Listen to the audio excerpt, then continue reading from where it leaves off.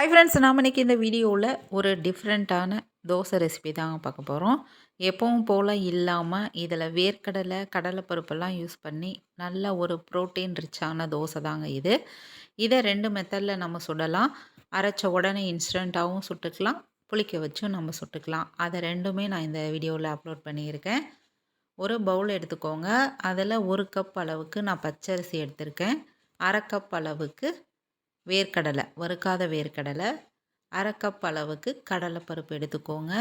இதை தண்ணி ஊற்றிட்டு நல்லா 3 டைம் கழுவி எடுத்துகிட்டு வந்துடுங்க.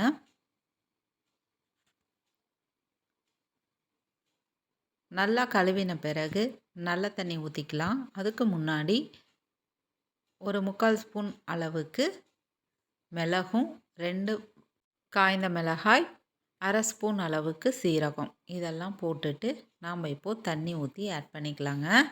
இதை மூழ்கிற அளவுக்கு தண்ணி ஆட் பண்ணிக்கலாம். இதை ஒரு குறைஞ்சது 3 மணி நேரம் ஊற வச்சுக்கலாங்க. இப்போது 3 மணி நேரம் நல்லா ஊறிடுச்சு. இதை நாம் இப்போது ஒரு மிக்ஸி ஜாருக்கு நம்ம மாற்றிக்கலாம். மெஷர்மெண்ட் எல்லாத்தையும் ஒரே கப்லேயே நம்ம அளந்து போட்டுக்கணுங்க. இப்போது நம்ம ஊறின அரிசி, பருப்பு, வேர்க்கடலை எல்லாத்தையுமே நம்ம மிக்ஸி ஜாருக்கு மாற்றிக்கலாம். நான் கம்மியாக தான் ஊற வச்சுருக்கேன். அதனால் ஒரே டைமில் எல்லாத்தையும் நம்ம போட்டு நல்லா அரைச்சி எடுத்துகிட்டு வந்துடலாம். இப்போது மிக்ஸி ஜாருக்கு மாற்றினதுக்கப்புறம் தண்ணி கொஞ்சமாக ஆட் பண்ணி நம்ம இதை ஓரளவுக்கு நல்லா நைஸாக அரைச்சி எடுத்துகிட்டு வந்துடலாம். பாருங்கள், நான் அரைச்சி எடுத்துகிட்டு வந்துட்டேன். அதை நம்ம இப்போ ஒரு பவுலுக்கு மாற்றிக்கோங்க.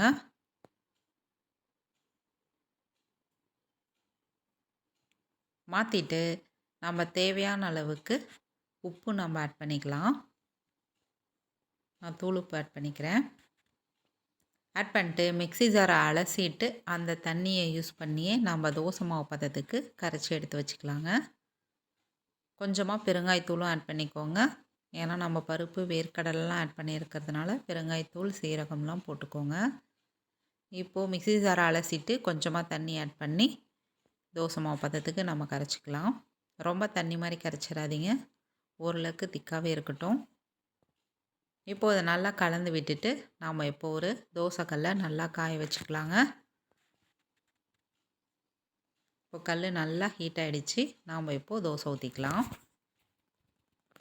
அரைச்ச உடனே நம்ம இப்போ இன்ஸ்டண்ட்டாக இந்த தோசையை நான் இப்போ ஊற்றி காட்டுறேன். இந்த வீடியோக்கு அப்புறம் நான் புளிக்க வச்சும் தோசை ஊற்றிருக்கேன். அதையும் நான் இது கூட ஆட் பண்ணியிருக்கேன். இப்போது பெரிய வெங்காயமும் பச்சை மிளகாவும் நான் நறுக்கி எடுத்து வச்சுருக்கேன். அதை நான் இப்போது தோசை மேலே போட்டுக்கோங்க. வெங்காயம், பச்சை மிளகாய், பொடியாக நறுக்கின தக்காளி, துருவி எடுத்து வச்சுருக்கக்கூடிய பன்னீர், இது எல்லாத்தையும் நம்ம போட்டுக்கலாம். வெஜிடபிள்ஸ் நம்மளோட ஆப்ஷனுங்க. கேரட் வேணாலும் நம்ம போட்டுக்கலாம்.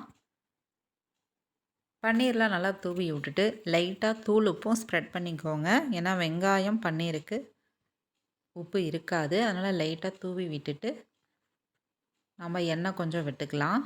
இதை நல்லா ப்ரெஸ் பண்ணி விட்டுருங்க. பன்னீர் இல்லைனா திருப்பி போடும் பொழுது தனியாக வெளியில் வந்துடும். நல்லா ப்ரெஸ் பண்ணி விட்டுட்டு வெந்ததுக்கப்புறம் நம்ம திருப்பி போட்டுக்கலாம். பாருங்கள் எவ்வளோ சூப்பராக இருக்குன்னு.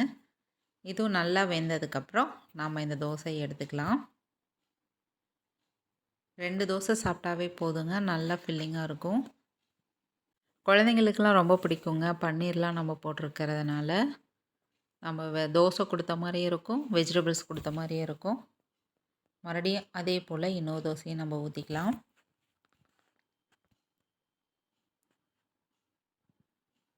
இந்த தோசை சாப்பிட்றதுக்கு ரொம்பவுமே டிஃப்ரெண்ட்டாக இருக்குங்க, டேஸ்ட்டாக இருக்கும். ட்ரை பண்ணி பாருங்கள்.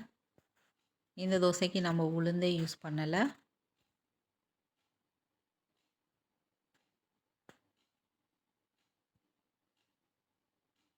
இந்த ரெசிபிஸ் உங்களுக்கெல்லாம் ரொம்ப பிடிக்கும்னு நினைக்கிறேன். நினச்சிருந்தா மறக்காமல் ஷேர் பண்ணுங்கள், லைக் பண்ணுங்கள்.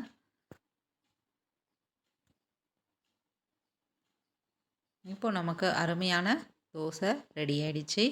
இது நம்ம அரைச்ச உடனே ஊற்றின ரெசிபிங்க, இன்ஸ்டண்ட்டாக தோசை ஊற்றினது.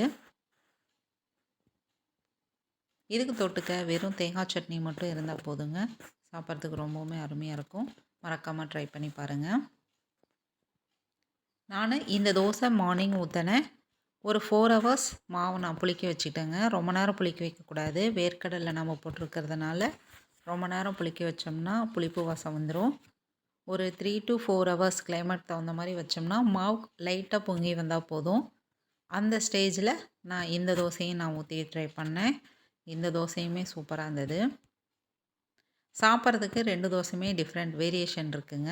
நம்ம அரைச்சோன்னே ஊற்றினதுக்கும் லைட்டாக புளிக்க வச்சு ஊற்றுறதுக்கும். இது புளிக்க வச்சதுக்கப்புறம் நான் ஊற்றினேன். தோசை நல்லாவே செவந்து நல்லா சூப்பராக கிறிஸ்பியாக வந்தது. இந்த 2 மெத்தட் தோசையுமே நீங்கள் ட்ரை பண்ணி பாருங்கள். டேஸ்ட்டு டிஃப்ரெண்ட்டாக இருக்கும். உங்களுக்கு ரொம்ப பிடிக்கும்னு நினைக்கிறேன். ட்ரை பண்ணி பாருங்கள்.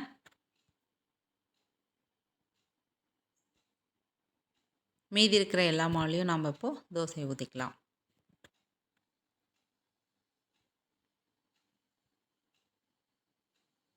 எப்பவும் ஒரே மாதிரி அரிசி உளுந்து மட்டும் யூஸ் பண்ணி தோசை ஊற்றாமல் இந்த மாதிரியும் டிஃப்ரெண்ட்டாக ட்ரை பண்ணி பாருங்கள்.